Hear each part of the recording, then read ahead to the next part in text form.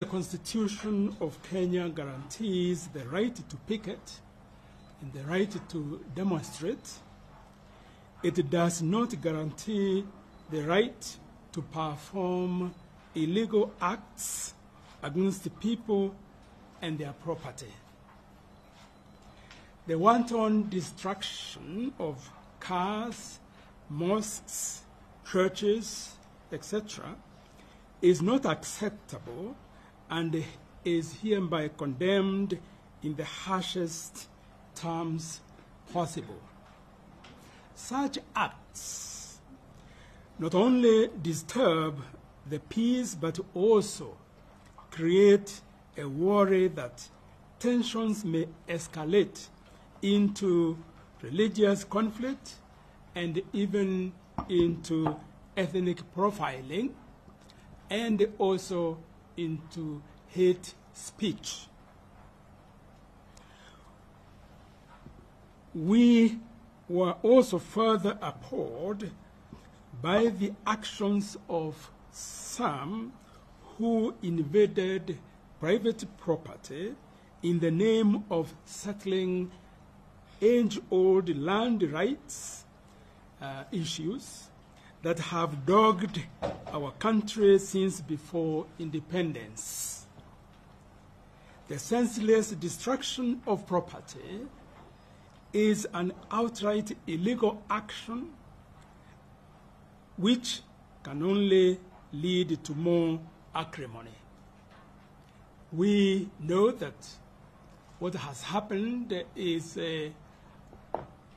the situation, the prevailing environment in the country has created space for opportunistic criminals to do their criminal activities.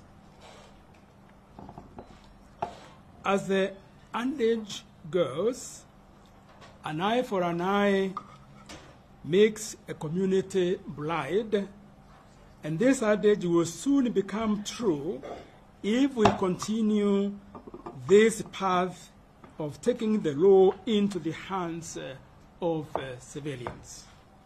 It is also to be realized that there is no one with the monopoly of monopolizing violence. Because violence, we know, can even be purchased. And if that is the case, anyone thinking that they are the only ones who can purchase violence must know that others can do the same. And that is why we say that this adage of an eye for an eye leads the community to be blind. Anarchy is not justified no matter the grievance we may have. Our courts and our laws exist to ensure justice is served to all Kenyans without fear or favor.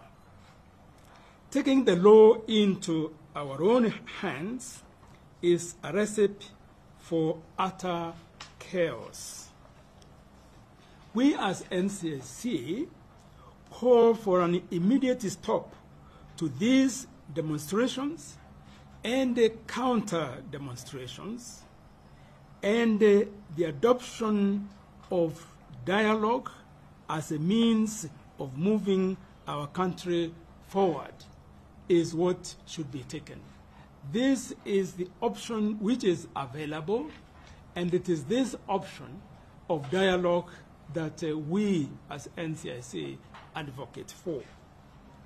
There are indeed deep issues we need to address, from the cost of living to the grinding poverty to structural inequalities, and indeed even to issues of land ownership and equity.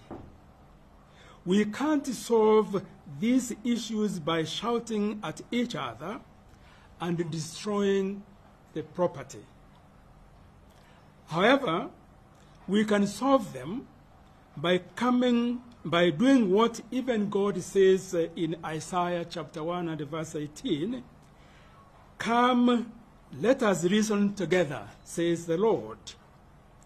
We call on the leadership of the political divines to come together, to talk with each other, and address these issues in a sober and judicious manner. And in so doing, then put the interest of Kenya first and be mindful of the needs and aspirations of Wanjiku.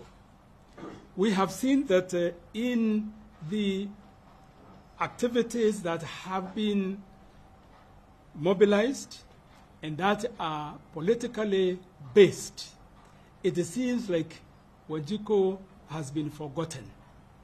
And that is why we feel that putting the interests of Kenya first before the political interests and being mindful of the needs of the ordinary Kenyans who have been toiling and eking a living, who had voted, they did their part, and now to be mobilized again to situations that could cause violence is totally unacceptable.